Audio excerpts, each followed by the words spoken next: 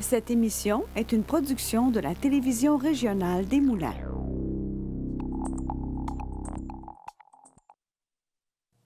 Aujourd'hui, au bulletin, la municipalité de Saint-Sulpice aura une nouvelle caserne et un nouvel hôtel de ville. Une nouvelle campagne de sécurité routière à Saint-Lin-Laurentide. Et les différents syndicats du CIS de la Nodière s'associent pour dénoncer les coupeurs de poste qui sévissent dans le réseau Lanaudois. Je suis Charles Lantier et bienvenue à votre bulletin d'actualité régionale.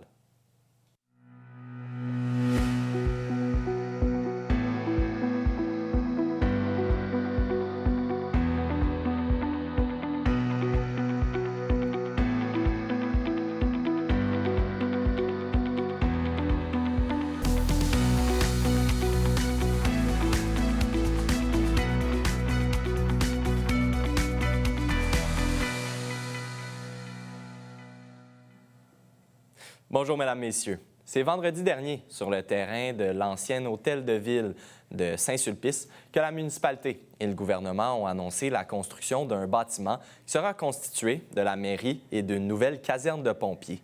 Un projet qui s'élèvera à 9,7 millions de dollars et sera construit d'ici mai 2026. Voici le reportage. La caserne qu'on avait, en fait, manquait un peu d'amour et n'était plus nécessairement aux normes. Ça nous prenait une caserne à Saint-Sulpice pour maintenir le service qu'on a avec les excellents pompiers qu'on a au niveau de notre service. Et bien entendu, on avait notre hôtel de ville qui, elle manquait plus d'amour, mais était rendue en fin de vie, là. On ne se le cachera pas. C'est ce qui nous permet de pouvoir aujourd'hui annoncer qu'on met de l'avant ce projet-là qui va commencer la construction début juin. Donc, puis on a la chance d'avoir ce beau bâtiment-là qui va regrouper la caserne et l'hôtel de ville en face de notre majestueux fleuve Saint-Laurent. Donc, on est choyé. On avait deux bâtiments quand même assez importants pour notre municipalité. Et c'est pour ça qu'aujourd'hui, avec les efforts qu'on a eus, avec la collaboration aussi de notre députée de Repentigny, la ministre de l'Enseignement supérieur, Mme Derry, bien, on a réussi à avoir cette subvention-là aujourd'hui qu'on annonce à 6,3 millions sur un projet de 9 700 000. Donc, on est très heureux aujourd'hui de faire cette annonce-là.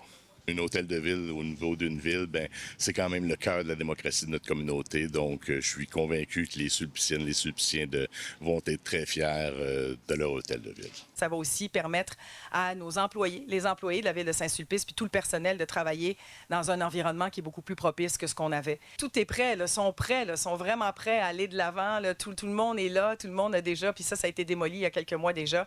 Alors, je peux vous dire que ça va aller en s'accélérant, je l'espère, je le souhaite. On va se retrouver dans un an. On me dit que ça va prendre un an, mais ce sera vite passé, j'en suis convaincue, puis on va être capable d'inaugurer tout ça ensemble dans les quelques mois à venir. Écoutez, c'est une annonce dont on est fiers, tout le monde est fier. C'est un gros travail d'équipe quand on doit gérer des infras et surtout quand on doit rebâtir, évidemment, des structures en fin de vie. Bien, ça prend tout un travail d'équipe. Donc, ils ont bénéficié d'une subvention d'un peu plus de 6 millions sur un projet d'à peu près, je vous dirais, un peu moins de 10 millions, 9,7 pour être plus précise. Mais c'est dans le cadre du programme PRACIM. Donc, c'est un programme qui relève de ma collègue André Laforêt, ministre aux Affaires municipales. Donc, je la remercie. Puis c'est en son nom aujourd'hui qu'on fait cette annonce-là pour les citoyens de Saint-Sulpice. C'est une infrastructure qui est nécessaire et qui était plus que nécessaire aussi. Là. On ne parle pas d'une infrastructure de luxe. Là. C'est vraiment une nécessité. C'était une infrastructure qui était vraiment en fin de vie pour l'avoir moi-même visitée. Ça m'a marqué d'ailleurs. Donc, on s'est tous battus pour être capable que cette annonce-là se concrétise aujourd'hui. Donc, j'en suis bien fière. Puis je remercie tous ceux qui ont travaillé de près ou de loin à ce projet-là. Ça va se faire début juin.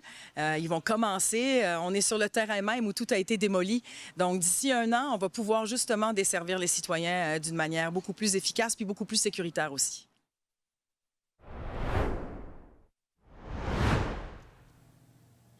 La ministre du Tourisme et ministre responsable de la région de la Nodière, Mme Caroline Proulx, au nom de la vice-première ministre et ministre des Transports et de la Mobilité durable, Mme Geneviève Guilbeault, a annoncé un investissement de près de 265 millions pour les 2 prochaines années dans le réseau de transport routier de la région de la Nodière la semaine dernière à Joliette. Les sommes octroyées permettent la réalisation de projets significatifs tels que la réfection du pont d'étagement de la route 138 au-dessus de l'autoroute 40 à Saint-Cuthbert, l'asphaltage de la route 125 à Chersey et la réparation du pont d'étagement du boulevard des Seigneurs au-dessus de l'autoroute 25 à Terrebonne. Ce 1er mai dernier, au Théâtre du Coin du Cégep à l'Assomption, s'est tenue la 15e édition d'Art et Solidarité, une soirée toute spéciale visant à amasser des fonds pour Puits et Poulies, un organisme dédié à apporter de l'eau potable aux régions du monde qui en ont le plus besoin. Pour cette soirée, organisée en partenariat avec le Comité Environnement et Droits humains, les élèves d'Arts Lettres et Communication et ceux du cours complémentaire Exploration des arts visuels ont créé une vingtaine de toiles inspirées de 2 artistes, Emmanuel Azizé et Omar Ba. Ces œuvres réalisées par les étudiants ont été vendues en encan silencieux aux quelques 70 généreux participants présents et ont permis d'amasser 4 120 $ pour Puits et Poulies. Revenez-nous après cette pause.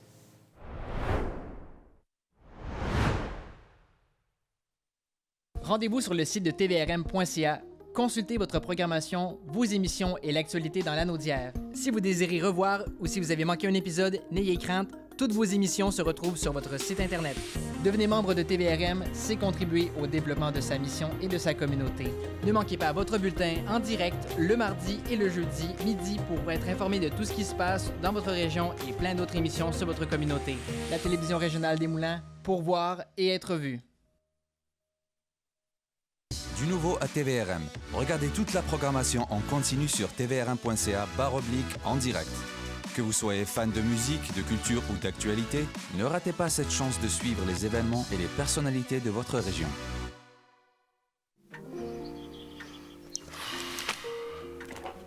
Bon dimanche tout le monde et bienvenue à votre rendez-vous dominical, votre télé bingo. Bingo!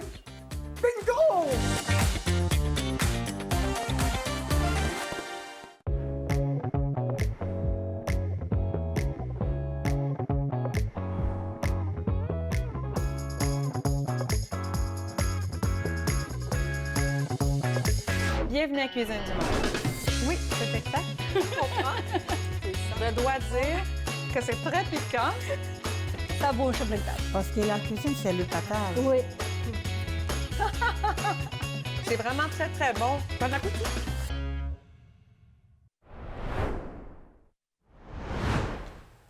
Dans le cadre de cette entrevue, nous allons aborder la journée culturelle qui a eu lieu dans les derniers jours à l'école secondaire de l'Achigan. Nous recevons Jenny en studio. Bonjour, Jenny. Bonjour, Charles. Encore une fois, oui, je vous remercie certainement, un plaisir de vous recevoir. Invité ici aujourd'hui. J'aimerais qu'on parle de cette journée culturelle. Donc, vous aviez un kiosque à l'école secondaire de l'Achigan. Parlez-moi de cette journée en soi, là.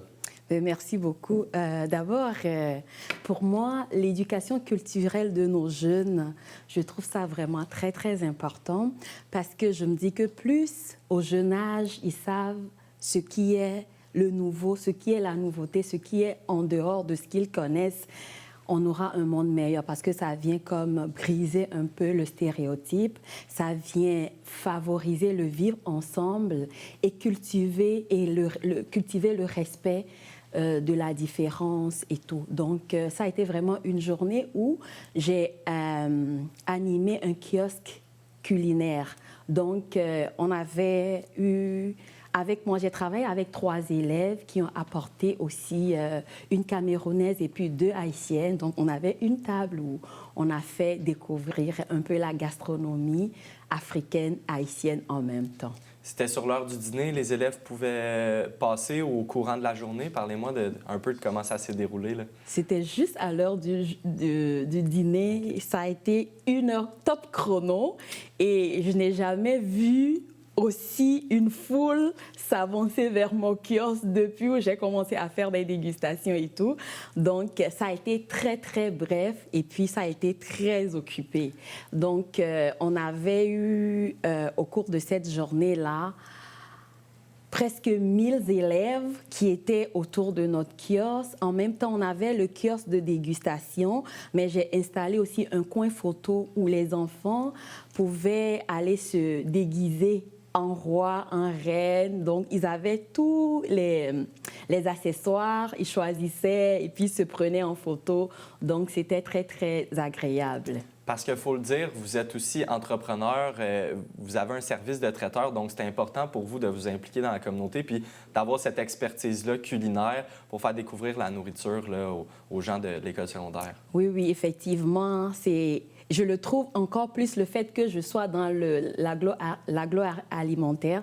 Je trouve encore plus que c'est un devoir pour moi d'aller faire découvrir les belles choses de ailleurs à nos élèves. Donc, il y avait eu beaucoup de questionnements. C'est où l'Afrique? Ça mange quoi? Ça mange que les plantains? Et puis, il y avait beaucoup de bananes plantains que j'ai fait goûter. Et il y a eu beaucoup d'élèves qui disent « Oh oui, je connais ça, j'en ai vu, mais je n'avais jamais goûté à ça. » Donc, c'était pour moi vraiment un plaisir. Et mon but vraiment ultime, c'est vraiment de participer à ce monde, d'apporter quelque chose de beau, quelque chose de bien pour contribuer un peu à la beauté culturelle, peu importe la diversité, que ce soit africaine ou d'ailleurs. Puis vous étiez accompagné d'une collègue, vous m'avez mentionné, et je crois que c'était le bienvenu parce que vous l'avez mentionné, plus de 1000 élèves qui sont venus à votre kiosque avaient un roulement incroyable. Donc, les gens ont répondu présents au rendez-vous, étaient vraiment intéressés à manger la nourriture, mais à poser des questions, là. Oui, exactement. On était, heureusement, oui, j'étais venue avec une de mes employées que je remercie d'ailleurs. Donc,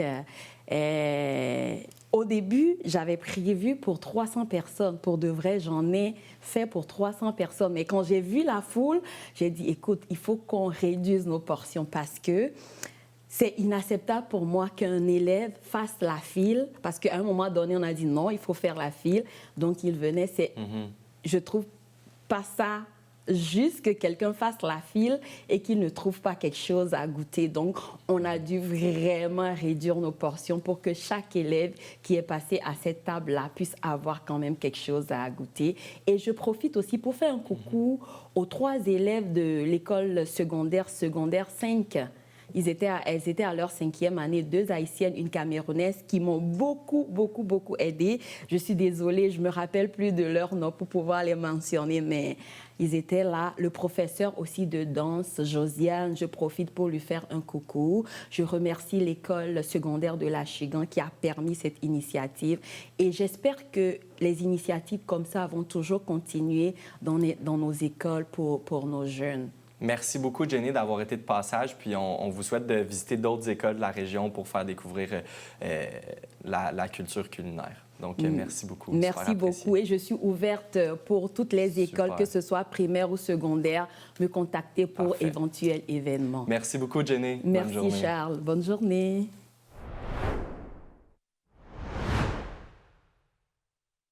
Bonjour, je m'appelle Megan. J'adore la natation, la gymnastique et la bicyclette. Parfois, je dois faire les choses différemment. C'est l'association des amputés de guerre qui me donne les prothèses dont j'ai besoin pour faire mes activités préférées. Tout ça est possible grâce à la générosité du public. En donnant aux amputés de guerre, vous aidez les enfants amputés comme moi. Merci!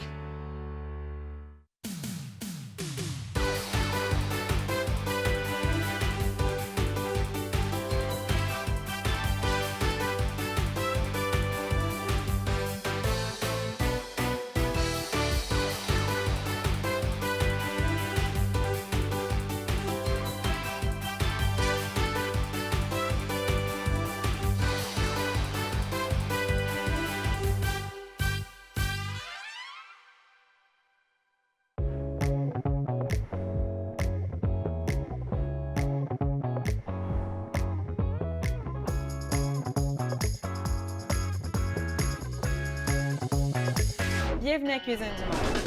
Oui, c'est exact. Je comprends. Je dois dire que c'est très piquant. Ça bouge sur le table. Parce que la cuisine, c'est le partage. Oui. C'est vraiment très, très bon. Bon appétit.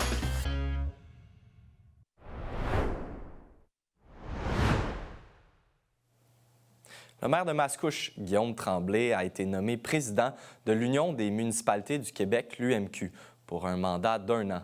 Sa nomination a été officialisée le 14 mai à Québec, lors des assises annuelles de l'UMQ réunissant plus de 1000 élus et élus municipaux de partout au Québec. M. Tremblay devient ainsi le premier maire de la Couronne-Nord à accéder à la présidence de l'UMQ et le deuxième élu de la région de Lanaudière à occuper cette fonction.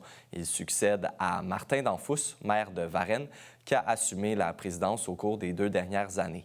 Actif au sein de l'UMQ depuis plusieurs années, Guillaume Tremblay a été membre du conseil d'administration depuis 2014, du comité exécutif depuis 2017 et premier vice-président au cours des 2 dernières années.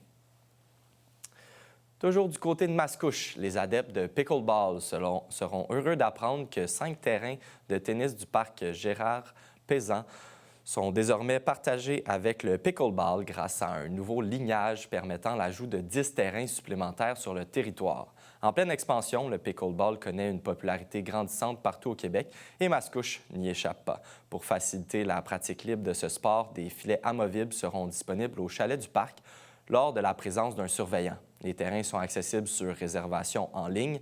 Les citoyens sont invités à réserver leur plage horaire via le site Internet de la Ville.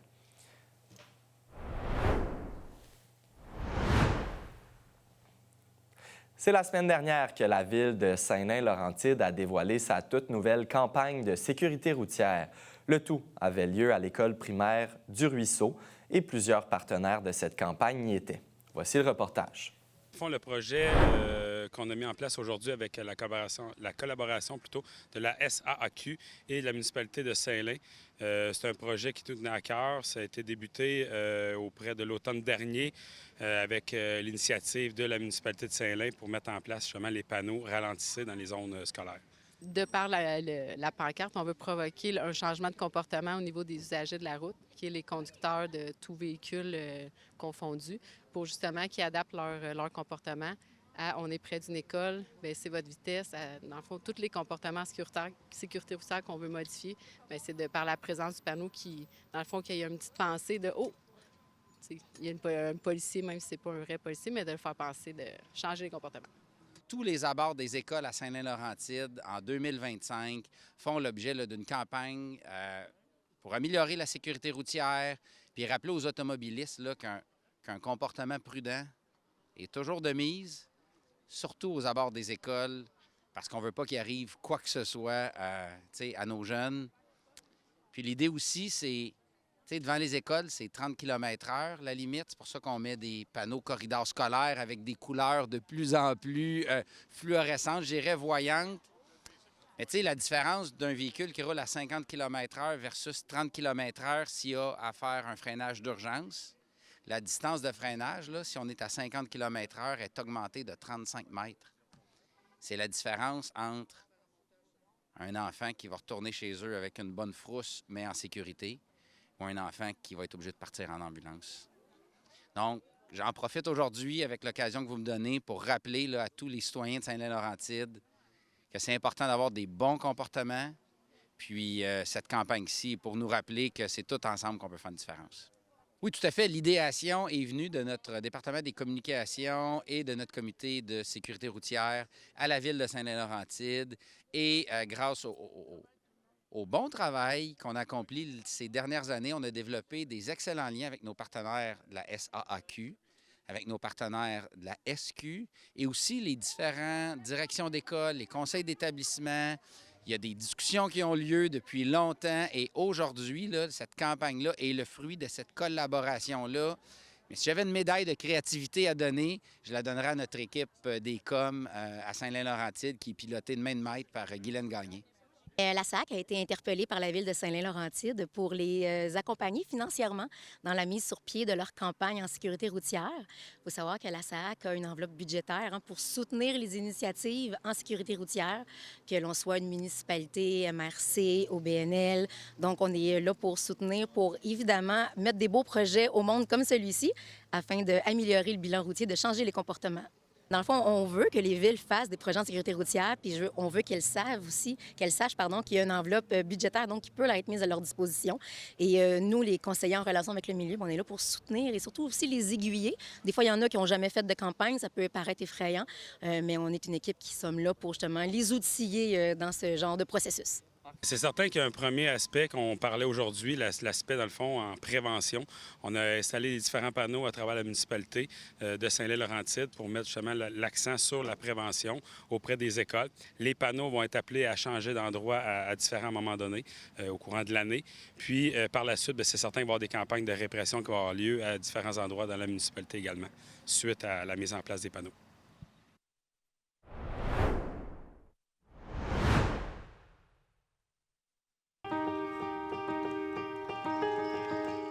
Je suis une vainqueur. Je suis un vainqueur. Je suis une vainqueur. Je suis un vainqueur. Je suis une vainqueur. Une membre du programme pour enfants amputés des amputés de guerre. C'est grâce à vos dons. Salut tout le monde! Ici Daniel Grenier pour vous parler des télévisions communautaires autonomes. Et si ce médium n'était pas là, voici à quoi ressemblerait mon message. Ça aurait pu être beaucoup plus triste si j'avais rajouté cette petite chanson triste. Mais bon, là n'est pas le point. Diversité de contenu, gestion indépendante locale, sans oublier une participation active à la communauté. Ensemble, encourageons les télévisions communautaires autonomes. J'ose ma télé communautaire.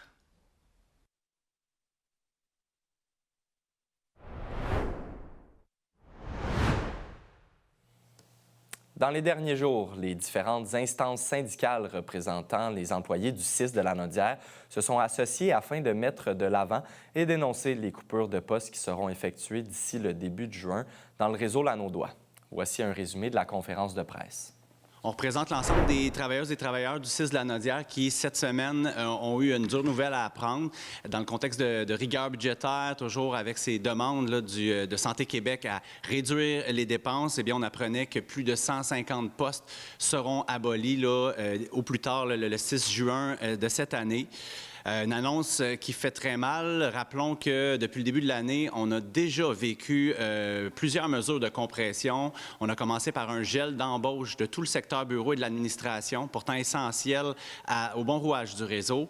Par la suite, c'est le temps supplémentaire qui a été réduit. Donc, comme si on pouvait maintenant se permettre de se priver de main-d'œuvre quand c'est question de payer du temps supplémentaire. Et là, on en ajoute, il y a eu plusieurs postes qui étaient non comblés, pourtant nécessaires, et qui ont été finalement abolis. Jusqu'à là, on n'avait pas encore vécu cette étape difficile, peut-être une des plus difficiles là, de cette année. C'est des abolitions de postes titularisés, donc des postes sur lesquels il y a des personnes. Et là, bien, évidemment que ça enchaînera toute une série de supplantations. Ça va déstabiliser nos équipes. Déjà que la stabilité, elle est difficile. Depuis le 1er décembre, Santé Québec est arrivé au Québec. Un gros projet, un gros bateau à faire tourner. C'est sûr que si on regarde à partir du 1er décembre, c'est là qu'on a vu apparaître le non-remplacement du temps simple, du temps supplémentaire, de travailler en équipe. On appelle ça des plans de contingente. Ça veut dire qu'à place d'être 10, on travaille à 8, on travaille à 7, mais on doit donner les mêmes soins. Il y avait 2 infirmières, une qui travaillait sur le secteur nord, une infirmière qui travaillait sur le secteur sud. L'employeur a décidé de couper un de ces postes-là. Alors, juste pour vous imaginer, maintenant, pour le Grand Lanaudière, puis peut-être que, comme je me suis fait poser la question tout à l'heure, je ne sais pas si les gens connaissent la région de Lanaudière, notre PDG devrait le connaître, mais on part de Saint-Michel-des-Saints à Terrebonne, Saint-Donat-Chersey, Saint-Gabriel-de-Brennan. Alors, c'est un territoire immense. Alors, juste pour vous imaginer, on va avoir une infirmière qui va s'occuper de toute cette clientèle-là.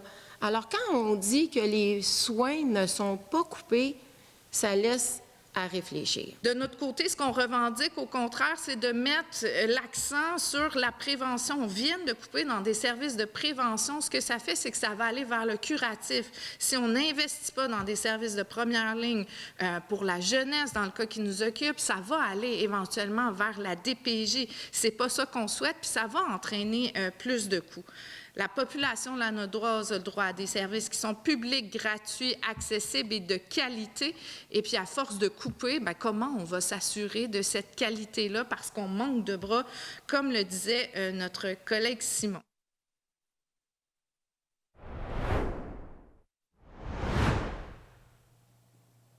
C'est avec enthousiasme que le maire de Terrebonne, M. Mathieu Traversy, et la mairesse de Sainte-Anne-des-Plaines, Mme Julie Boivin, ont renouvelé leur entente de collaboration permettant à la ville de Terrebonne d'assurer la desserte policière du territoire de Sainte-Anne-des-Plaines, et ce, durant les 5 années à venir.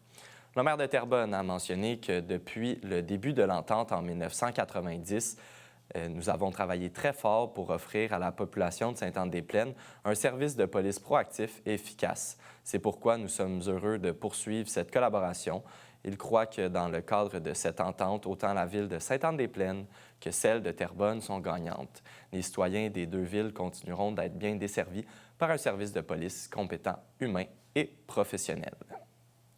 Le vendredi 23 mai prochain aura lieu la 2e édition de Rire pour mieux dormir au Café culturel La Chasse-Galerie à Lavaltrie. Pour la 2e année de suite, les organisateurs ont choisi de remettre leurs profits à la Fondation pour la santé du nord de la Naudière, plus particulièrement pour l'apnée du sommeil. Tous les profits amassés dans le cadre de cette activité seront remis à la Fondation. Les dons permettront ensuite de financer l'amélioration des soins offerts, plus particulièrement en apnée du sommeil. Les personnes intéressées à se procurer un billet peuvent visiter le site Internet de la Chasse-Galerie et rechercher l'événement Rire pour mieux dormir 2.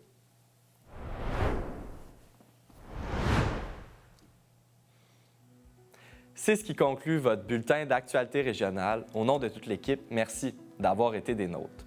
On se retrouve ce jeudi. D'ici là, vous pouvez consulter le site Internet de TVRM ou encore notre chaîne YouTube afin de voir ou revoir nos émissions. Restez à l'antenne puisque c'est Fibre qui suit, animé par Pierre Berthiaume. À bientôt tout le monde.